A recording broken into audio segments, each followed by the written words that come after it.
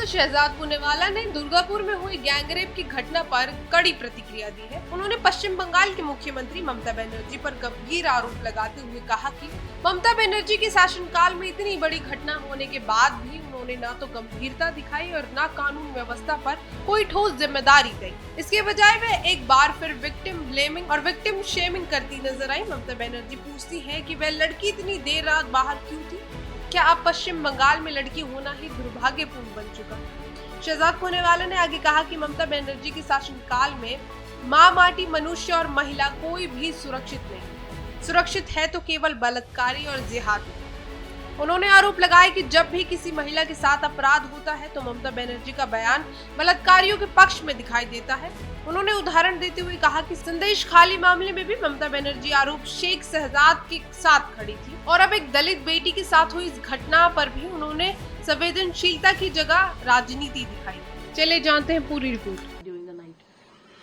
देखिए, ये दुख की बात है कि जिस जगह का नाम दुर्गापुर है, वहां पर ममता बनर्जी के शासनकाल में जिस प्रकार से एक बेटी के साथ इतना बड़ा अन्याय हुआ, उस पर गंभीरता दिखाने के बदले, कानून व्यवस्था पर जिम्मेदारी तय करने के बदले, ममता बनर्जी फिर से एक बार विक्टिम ब्लेमिंग और विक्टिम शेमिंग कर रही है और कहती है कि वो लड़की रात को इतनी देर तक बाहर क्यों थी। वैसे अब तो रिपोर्ट सामने आ चुकी है कि ये दलित महिला लगभग 8 बजे के आसपास बाहर गई थी। तो क्या पश्चिम बंगाल में महिला होना इतना बड़ा गुनाह है, इतना बड़ा पाप है कि किसी भी समय पर ममता बनर्जी के शासनकाल में कोई भी महिला सुरक्षित ना हो? और फिर ममता बनर्जी ही नहीं, उनकी एक और सांसद काकोली घोष दस्तीदार बोलती हैं कि रेप्स तो हर जगह होता है, जस्टिफाई करती है। ये टीएमसी की मानसिकता बन चुकी है। पार्क स्ट्रीट रेप केस हो, नाडियाड रेप केस हो, RG Kar medical college rape case हो या ये केस हो, हमेशा विक्टिम ब्लेमिंग और विक्टिम शेमिंग करते हैं। ये बेटी बचाओ वाले नहीं, ये बलात्कारी बचाओ वाले हैं। परंतु सवाल ये बनता है कि जो लड़की हूं लड़ सकती हूं कहने वाली इकोसिस्टम है, राहुल जी, प्रियंका जी और बाकी इंडिया अलायंस के लोग, वो सिलेक्टिवली आज चुप क्यों हैं? उनका आउटरीच कहां गया?